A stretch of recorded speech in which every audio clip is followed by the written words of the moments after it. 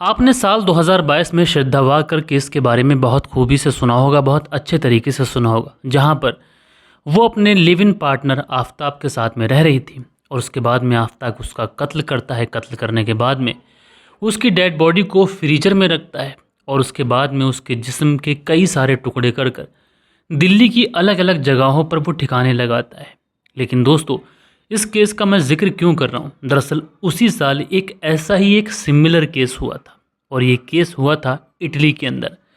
दरअसल एक Italian model थी जो कि एडल इंडस्ट्री में काम करती थी। उनका नाम था स्टार चार्लोट एनजी और उनके साथ भी कुछ ऐसा ही हुआ कि उनका कत्ल भी हुआ और कत्ल करने के बाद में वो ज़िंदा रहीं, लोगों को मैसेज का रिप्लाई करती रहीं, उन्हें अपनी ज़िंदगी के बारे में हर अपडेट देती रहीं। तो ऐसा क्या हुआ था इस कत्ल के अंदर, क्या जो अजीबोगरीब था, ये पूरी कहानी सिलसिलेवार तरीके से मैं आप लोग को सुनाऊंगा। बस आप लोग इस वीडियो में अंत तक बने रहिएगा। दोस्तों, रात के 10 बज चुके हैं। मैं हूं आप सभी का अपना शावेज़ मलिक और हाजिर हूं आप लोग के सामने फिर से एक क्राइम की कहानी को लेके, एक क्राइम की घटना को लेके। और आज की घटना, आज की कहानी की बात करें तो असल में इस घटना की शुरुआत होती है इटली से। दरअसल जो एडल इंडस्ट्री की ये जो मॉडल थी जिनका नाम था स्टार चार्लोट एनजी, अचानक से ये सोशल मीडिया को छोड़ देती हैं। जब अचानक से सोशल मीडिया को छोड़ देती हैं, लोग इनसे बातचीत करना चाहते हैं लेकिन ये लोगों से मिलना एकदम से बंद कर देती हैं, उनसे किसी भी तरीके का मेल जोल बंद कर देती हैं। महीने बीत चुके थे, लोगों ने उनकी आवाज़ नहीं सुनी थी। अगर किसी से कोई बात हो पाती थी तो सिर्फ मैसेज के ज़रिए। सोशल मीडिया इकलौता ऐसा ज़रिया था जहाँ पर जो स्टार चार्लोट एनजी थी वो अपने फैंस के साथ में कनेक्टेड थी। लेकिन अब ये जो ज़रिया था शायद ये भी ख़त्म हो चुका था और स्टार चार्लोट एनजी ने अब सोशल मीडिया छोड़ दिया था। इसलिए अब वो सोशल मीडिया पे भी किसी से बात नहीं करती थी। जो बहुत करीबी थे उन्हें बस मैसेज में रिप्लाई मिल जाया करता था। उसके बाद में समय यूं ही बीतता रहता है। लेकिन एक रोज़ अखबार के अंदर एक डेड बॉडी जब पुलिस को मिलती है तो उस डेड बॉडी के फ़ोटो अखबार के अंदर पब्लिश होते हैं और इस डेड बॉडी के हाथों पर, उसके जांघों पर, उसके जिस्म पर जहाँ जहाँ टैटू थे, सारे ही टैटू की तस्वीरें अखबार में शेयर की गई थी, क्योंकि जो लाश थी उसकी पहचान नहीं की जा रही थी। जब ये टैटू लोग देखते हैं तो ये जो टैटू थे सीधा सीधा स्टार चार्लोट एनजी से मेल खाते थे। इसलिए उनके करीबियों को थोड़ी चिंता होती है और जब उनके करीबियों को चिंता होती है तो वो सीधा स्टार चार्लोट एनजी से कांटेक्ट करते हैं। मैसेज में उनसे बात होती है तो वो स्टार एंजेलो जो एनजी थी उनको वो सारे स्क्रीनशॉट, वो सारे जो सर्कुलेट हो रहे थे न्यूज़पेपर के अंदर, वो सारे फ़ोटोग्राफ्स उनको भेजे जाते हैं। स्टार चार्लोट एनजी वो सारे फ़ोटोग्राफ्स देखती हैं और देखने के बाद में कहती हैं कि जितने भी टैटू इसके शरीर पर बने हुए हैं सब के सब उसके टैटू से मेल खाते हैं। लेकिन खुशकिस्मती की बात यह है कि मैं अभी ज़िंदा हूँ। हालांकि इस मामले में जांच बैठती है, जांच और ज़्यादा रफ्तार के साथ में चलती है तो इस मामले में बहुत सारे खुलासे होते हैं और पुलिस को अपनी जानकारी में पुलिस को ये पता चलता है कि जो स्टार एंजेलोट एनजी हैं उनकी मृत्यु 2 महीने पहले ही हो चुकी है और जो फ़ोन से उनसे बात कर रहा है वो कोई और व्यक्ति नहीं बल्कि स्टार का हत्यारा है। तो क्या हुआ था आखिर स्टार के साथ में, यही सब कुछ आगे वीडियो में हम लोग आप लोग को विस्तार से बताएंगे। दरअसल वो वक्त था 23 दिसंबर साल 1995 और 23 दिसंबर साल 1995 को चार्लोट एनजी का जन्म इटली के सेस्टो कैलेड वरिसी में हुआ था। उनका असली नाम कैरोल मैटोसी था। जब उन्होंने एडल फिल्में ज्वाइन की थी तो उन्होंने अपने नाम को चेंज कर दिया था। स्टार चार्लोट एनजी एक गरीब परिवार में जन्मी हुई लड़की थी, इसलिए वो हर वो एफर्ट लगाती हैं जो एक गरीब लड़की लगाती है अपनी गरीबी से दूर निकलने के लिए, अपने माँ बाप का सहारा बनने के लिए। और यही सब कुछ स्टार चार्लोट भी कर रही थी। स्टार चार्लोट एनजी ये सारे वो काम करना चाहती थी जिससे इनके परिवार की जो भी मुश्किलें हैं वो मुश्किलें ख़त्म हो जाएँ और स्टार चार्लोट एनजी का जो परिवार है गरीबी के दलदल से निकले और कम से कम एक सुकून की ज़िंदगी जिए। इसी तरीके से जो स्टार चार्लोट एनजी एक गरीब परिवार में जन्म की लड़की थी, इसलिए ये भरपूर मेहनत करती हैं और 22 साल की उम्र आते आते ये कई सारे ऐसे काम करती हैं जिससे ये अपने परिवार की थोड़ी बहुत हेल्प कर सकें। साल 2020 की ये बात है कि स्टार चार्लोट एनजी उस समय परफ्यूम की एक शॉप में एज ए सेल्स गर्ल काम किया करती थी। लेकिन कोविड की महामारी आ जाती है और उस कोविड की महामारी ने पूरी दुनिया के अंदर लाखों करोड़ों लोगों की नौकरी खा ली और इसी में स्टार चार्लोट एनजी भी थी। कोविड की महामारी में उनकी नौकरी चली जाती है। जब इनकी नौकरी चली जाती है तो नौकरी जाने के बाद में ये बहुत ज़्यादा परेशान हो जाती है। अलग अलग जगहों पर नौकरी के लिए इंटरव्यू देती हैं, कहीं किसी से पता करती हैं, दोस्तों से कांटेक्ट करती हैं, लेकिन किसी से कोई भी सहारा मिल नहीं पाता। क्योंकि कोविड के दौर में नौकरी मिलना एक ऐसा था कि जैसे किसी डूबते हुए किसी तिनके का सहारा मिल जाए। नौकरी मिलना मुश्किल ही नहीं बल्कि असंभव था। स्टार चार्लोट एनजी पूरी तरीके से टूट चुकी थी। अब इनकी जो निजी ज़िंदगी थी वो भी प्रभावित होने लगी थी। खाने पीने तक के लाले पड़ने लगे थे। उस समय स्टार चार्लोट एनजी फैसला करती हैं कि ये सोशल मीडिया पर जो रील्स वगैरह लोग बनाते हैं वैसे ही रील्स बनाएंगे, अपने फोटोग्राफ्स अपलोड करेंगी। और इसी के चलते जो एनजी थी अब सोशल मीडिया के ऊपर अपने फ़ोटोग्राफ्स लगातार अपलोड करती रहती हैं। जब ये अपने फ़ोटोग्राफ्स लगातार अपलोड करती हैं तो उस समय ये काफ़ी ज़्यादा बोल्ड तस्वीरें इंस्टाग्राम के अंदर अपलोड करती हैं। जब बोल्ड तस्वीरें ये अपलोड करती हैं तो आजकल का ज़माना, बोल्डनेस को लोग पसंद करते हैं। धीरे धीरे पूरे इटली के अंदर इस एनजी को पहचान मिल जाती है। अब पूरा इटली स्टार चार्लोट एनजी को जानने लगा था। अब धीरे धीरे जो वक्त होता है, जो समय होता है, ये समय गुजरने लगता है और समय के साथ इन्हें एडल्ट स्टार का दर्जा भी दिए जाने लगा।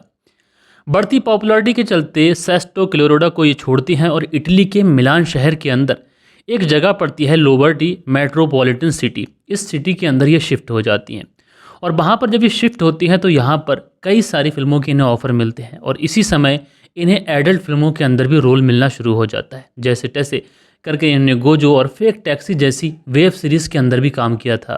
20 जनवरी साल 2022 ये दिन वो दिन था कि जब चार्लोट अचानक से लोगों से जो उनका संपर्क होता है वो संपर्क बंद हो जाता है। जब उनका लोगों से संपर्क बंद हो जाता है तो उनके दोस्त, रिश्तेदार या जो भी कलीग थे वो चार्लोट से किसी न किसी बहाने मिलना चाहते थे। उनसे जब मिलना शुरू करने की कोशिश करते हैं तो उन्हें ऐसा लगता है कि चार्लोट उन्हें इग्नोर कर रही है। जब वो इग्नोर करती है तो लोग भी उससे थोड़ी सी दूरियां बनाने लगते हैं। लेकिन अचानक से उन्होंने अपने सभी जो सोशल मीडिया अकाउंट्स थे चार्लोट ने वो सारे के सारे बंद कर दिए। जब उन्होंने अपने सोशल मीडिया अकाउंट्स बंद करिए तो लोग परेशान हुए कि चार्लोट आखिर कौन सी दुनिया में जाना चाहती हैं। उन्होंने अपने सोशल मीडिया अकाउंट्स बंद कर दिए। लोग आजकल के ज़माने में सोशल मीडिया के ऊपर पॉपुलैरिटी ढूंढते हैं, लेकिन चार्लोट को ऐसी कौन सी प्रॉब्लम है कि सोशल मीडिया के सारे अकाउंट्स उन्होंने बंद कर दिए। इसलिए लोग बहुत ज़्यादा परेशान होते हैं। घर वालों के पास लगातार चार्लोट के मैसेज आया करते थे, इसलिए घर वालों को कोई टेंशन नहीं थी, जिसमें वो दावा करती थी कि वो किसी काम से देश से बाहर गई हुई है और बहुत जल्द ही लौट आएगी। और अपने फैमिली वालों से, अपने माता पिता से ये वादा भी करती थी कि वो आइडल इंडस्ट्री को छोड़ देगी। सबसे चैट पर उनकी जो बातचीत थी हुआ करती थी। यकीन जो था वो सब लोग कर लिया करते थे कि चार्लोट देश से बाहर गई हैं इसलिए शायद कॉल करना पॉसिबल ना हो। लेकिन वो ठीक हैं, स्वस्थ हैं, यही परिवार के लिए काफ़ी था, क्योंकि परिवार की चार्लोट के साथ में बात हो जाया करती थी और वो लगातार उनसे यही वादा करती थी कि वो एडल्ट इंडस्ट्री को छोड़ देगी। इसलिए परिवार वाले बेहद ही खुश थे। इटली का एक जाना माना अखबार है टेलीग्राफ। इसकी रिपोर्ट के अनुसार मिलान से 2 घंटे की दूरी पर नॉर्दर्न इटालियन रीजन एक गांव है जो पालीन है। उसके पास स्थित रीज से गुजरते हुए एक बुजुर्ग आदमी ने एक बैग से निकला हुआ बाहर हाथ देखा। जैसे ही जो प्लास्टिक का बैग था उससे बाहर जो हाथ पड़ा हुआ था, उस हाथ को देखा, तुरंत पुलिस को इन्फॉर्म किया गया, जिसके बाद पुलिस ने आसपास के इलाकों में अपनी छानबीन शुरू कर दी। और दोस्तों, जब पुलिस ने आसपास के इलाकों में छानबीन शुरू की तो पुलिस को पता चला कि इसी इलाके के अंदर एक महिला का कत्ल हुआ है। और वो कत्ल पुलिस को इसलिए रियलाइज़ हुआ क्योंकि यहीं पर एक पॉलीथीन मिलती है। उस पॉलीथीन के अंदर एक महिला के शरीर के कम से कम 15 टुकड़े थे। उसके हाथ थे, उसके पाँव थे, उसका सर था, लेकिन सर को बहुत ही बुरी तरीके से जला दिया गया था। इसलिए पुलिस उस शव को पहचान नहीं कर पाती है। इसलिए पुलिस उस लाश के जितने भी जो पुलिस को अंग मिले थे उन सबको फॉरेंसिक जांच के लिए भेजती है। और जो भी टैटू उसके शरीर पर छपे हुए थे वो सारे ही टैटूओं के फोटोग्राफ्स क्लिक कर पुलिस जो थी वो टैटूज़ को social media, print media, Facebook, Instagram या फिर ट्विटर हर जगह सर्कुलेट करती है। साथ के साथ न्यूज़पेपर के अंदर भी छपवा देती है। अब पुलिस दोस्तों हर एंगल से छानबीन कर चुकी थी। किसी ने अगर कोई मिसिंग कंप्लेंट लिखाई हो इस पूरे इलाके में तो कोई मिसिंग कंप्लेंट भी नहीं थी। लिहाजा पुलिस को यहाँ से भी कोई कंप्लेंट, जितनी भी पुलिस ने चेक की वहाँ से कोई कंप्लेंट ऐसी मिलती नहीं है कि जिससे पुलिस को ये पता चल सके कि कोई महिला गुम हुई थी। उसके बाद पोस्टमार्टम के लिए जो टुकड़े गए हुए थे, डॉक्टर्स उन सारे ही टुकड़ों को जोड़ते हैं तो पुलिस को पता चलता है और डॉक्टर्स को पता चलता है कि इसके शरीर पर टोटल 11 टैटू है। और इन्हीं 11 टैटू के जो तस्वीरें थी पुलिस ने अखबार के अंदर सर्कुलेट की थी। जैसे ही इटली के अखबारों में ये अज्ञात लाश के टैटू की जो तस्वीरें हैं सामने आई तो चार्लोट एनजी के करीबी परेशान होने लगे, क्योंकि ये ठीक उनके शरीर पर जो टैटू बने हुए थे उन्हीं से मैच करने वाले थे। अब चार्लोट की ये टैटू की पहचान से चार्लोट के जो घर वाले होते हैं, जो करीबी होते हैं, वो तुरंत चार्लोट को मैसेज करते हैं। जब मैसेज करते हैं तो चार्लोट से उनकी बात होती है। चार्लोट कहती है कि वो विदेश में किसी काम से आई हुई है। हालांकि जो इस डेड बॉडी के ऊपर टैटू बने हुए हैं ये चार्लोट की टैटू से सेम टू सेम थे, इसलिए चार्लोट कहती है कि टैटू तो मेरी तरह है। लेकिन खुशकिस्मती की बात यह है कि मैं अभी तक ठीक हूँ, स्वस्थ हूँ, इसलिए परिवार वालों की जो चिंता होती है वो खत्म हो जाती है। परिवार वाले थोड़ा सा रिलैक्स हो जाते हैं कि कम से कम चार्लोट जिंदा है, स्वस्थ है और हमसे मैसेज में बात कर रही है। लेकिन दोस्तों उसके बाद में एक तारीख आती है 11 मार्च से 13 मार्च, और 11 मार्च से 13 मार्च के बीच में जो चार्लोट एनजी थी, इनका एक डांसिंग प्रोग्राम होने वाला था और उस डांसिंग प्रोग्राम के अंदर ये शिरकत करने वाली थी। लेकिन यूँ कहें कि ये उस डांसिंग प्रोग्राम में शामिल नहीं हो पाती हैं। उसके बाद एक फ़ैन जो होता है पुलिस थाने पहुंचता है और चार्लोट की मिसिंग कंप्लेंट दर्ज कराता है। इसी दौरान एक रिपोर्टर ने उन टैटूज़ को बहुत बारीकी से सर्च किया था, बहुत बारीकी से देखा था। तो उसने एक टैटू को चार्लोट की जो टैटूज़ थे उनसे हूबहू मैच करते हुए देख लिया था और उसको भी शक हो गया था कि चार्लोट के साथ में कुछ न कुछ अनहोनी हुई है। लिहाजा पुलिस इस पूरे मामले में छानबीन शुरू करती है। पुलिस गुपचुप तरीके से छानबीन कर रही थी। इसी बीच में चार्लोट एनजी के मोबाइल पर मैसेजेस भी किए जाते हैं। मैसेजेस में कुछ ही घंटों के बाद में रिप्लाई मिलना शुरू हो जाता है। लगातार बात होती रहती है। उसके बाद में जो बातें थीं चार्लोट एनजू की तरफ से जो आ रही थी, वो बातें कहीं ना कहीं पुलिस को और बाकी के जो लोग होते हैं उन्हें संदिग्ध लगती हैं। इसलिए वो लोग कहते हैं कि तुम अपना वॉइस नोट भेजो। अब जैसे ही वॉइस नोट की बात आती है, अब सामने से मैसेज आना बंद हो जाते हैं। अब दोस्तों पुलिस को जब चीज़ें बहुत ज़्यादा संदिग्ध लगने लगती हैं तो उसके बाद में पुलिस फैसला करती है कि जो डेड बॉडी के टुकड़े उन्हें मिले हैं, पुलिस इसका डीएनए टेस्ट कराएगी। अब जब डीएनए टेस्ट कराया जाता है तो पुलिस की भी आंखें फटी की फटी रह जाती हैं। दरअसल ये जो डेड बॉडी के टुकड़े थे ये किसी और के नहीं बल्कि एडल्ट इंडस्ट्री में काम करने वाली स्टार चार्लोट एनजी के थे।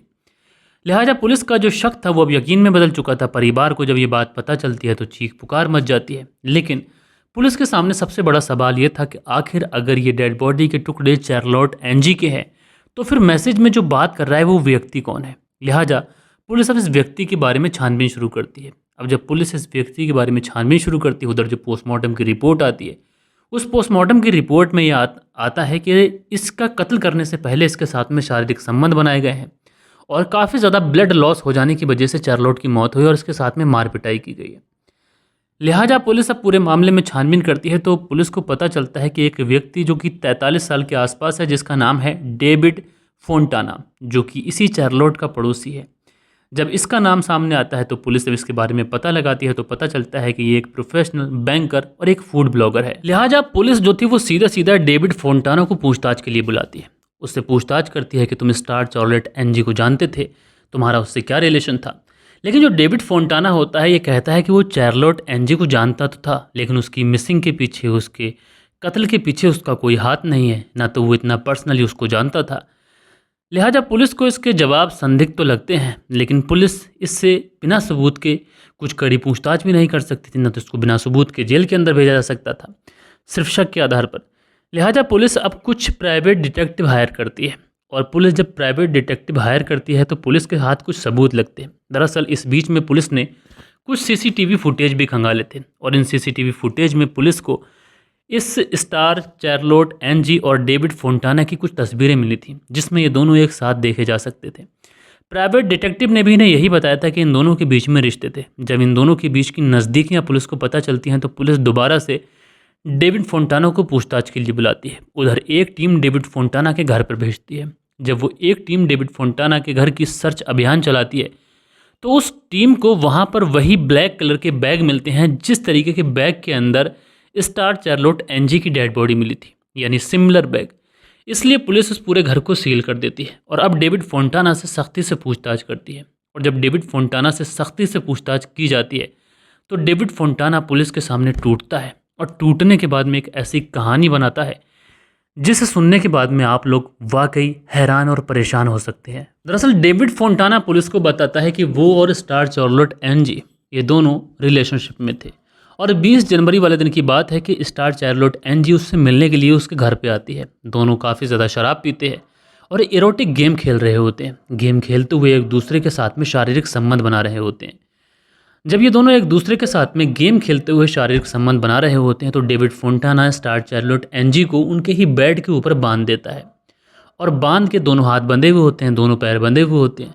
इस तरीके से वाहियात तरीके से उसके साथ में शारीरिक संबंध बना रहा होता है। दोनों को शायद यही चीज़ें पसंद थी। दोनों एक दूसरे के अंदर इतने ज़्यादा मगन थे कि इन दोनों को किसी भी चीज़ का कोई ख्याल नहीं था। लेकिन डेविड फोंटाना को कुछ अजीब सा अटपटा महसूस होता है। उसको लगता है कि इस शारीरिक संबंध का जो हमारा खेल चल रहा है इसको थोड़ा और मज़ेदार बनाना चाहिए। वो एक भारी भरकम चीज़ उठाता है रॉड टाइप की, और उससे स्टार चार्लोट को चोट देना शुरू कर देता है ताकि वो चीखे।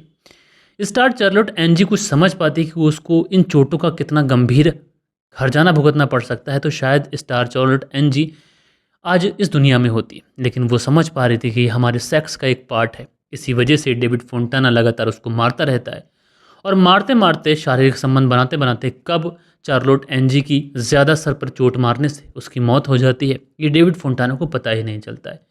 जब उसकी मौत हो जाती है तो डेविड फोंटाना एकदम से घबराता है। घबराने के बाद में एक चाकू निकालता है और मॉल से कुछ प्लास्टिक के पॉलीथीन बैग लेके आता है। उसकी डेड बॉडी के लगभग 15 पीसेस करता है और उसके बाद में उन्हें डीप फ्रिज में रख देता है, और उसका जो फ़ोन था ये अपने पास रख लेता है। महीनों तक ये घर वालों को, परिवार वालों को स्टार चार्लोट एनजी बन के ही बात करता रहता है और उन्हें लगातार गुमराह करता है कि वो विदेश में आई हुई है और बहुत जल्द घर आ जाएगी, एडल्ट इंडस्ट्री को भी छोड़ देगी। परिवार वाले सोचते थे कि उनकी बेटी विदेश गई हुई है, जल्द लौट आएगी, लेकिन डेविड फोंटाना ने उसकी हत्या की, और हत्या करने के बाद में उसकी डेड बॉडी को फ्रिज के अंदर रख दिया। लेकिन जब ज़्यादा ही फ़ोन, ज़्यादा ही सवाल स्टार चार्लोट एनजी के बारे में डेविड फोंटाना से पूछे जाने लगे, तो वो उसकी डेड बॉडी को एक पुल से नदी के अंदर फेंक आता है और साथ के साथ उसका मोबाइल फ़ोन भी फेंक देता है।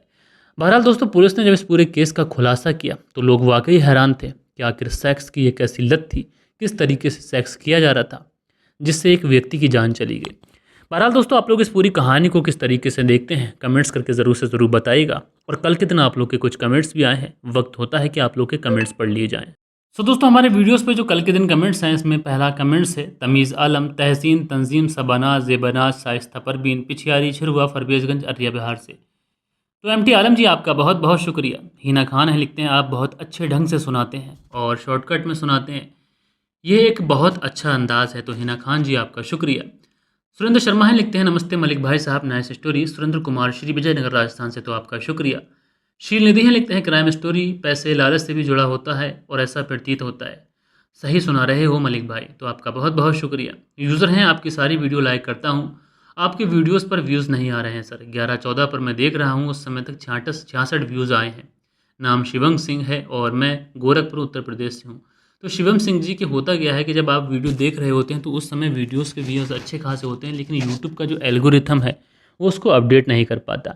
मोहम्मद जोरेज जी हैं, 3 हार्ट बनाते हैं, भैया शुक्रिया। रिजवान अंसारी हैं, लिखते हैं नाइस स्टोरी, तो भैया शुक्रिया। इकरा इमरान है, लिखते हैं पता नहीं दुनिया किस तरफ जा रही है मलिक जी, आजकल ज़्यादातर बस यही सब सुनने को मिल रहा है, तो इकरा इमरान जी, आपका शुक्रिया।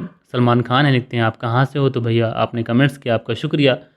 बालेश्वर बिहारी हैं, लिखते हैं मलिक साहब जी नमस्कार। बड़ा भाई की लालच नहीं है, लेकिन छोटे भाई को लालच आ गया, और भाभी के कारण अगर बड़ा भाई चाहता तो पैसे लेकर लालच में छोटे का कत्ल कर सकता था, क्योंकि वो बड़े को घर पर बस छोड़ चुका था, लेकिन छोटे को घर बसाना था। बाकी जो बड़ा भाई था उसकी दिल साफ था, बहुत गलत हुआ।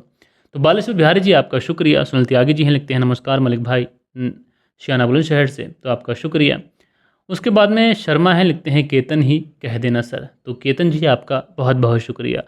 सो दोस्तों, कुछ प्यारे प्यारे कमेंट्स थे जो कल के दिन आप लोगों ने किए थे। आशा करता हूँ आज की जो कहानी है ये आप लोग को ज़रूर से ज़रूर पसंद आई होगी। कहानी पसंद आई हो तो लाइक कर ज़रूर से ज़रूर शेयर करिएगा। मिलते हैं दोस्तों कल के दिन किसी और क्राइम स्टोरी के साथ में। जब तक के लिए अपना ख्याल रखिएगा, देश का ख्याल रखिएगा, परिवार के रिश्तों की अहमियत को समझिएगा। जय हिंद, जय भारत।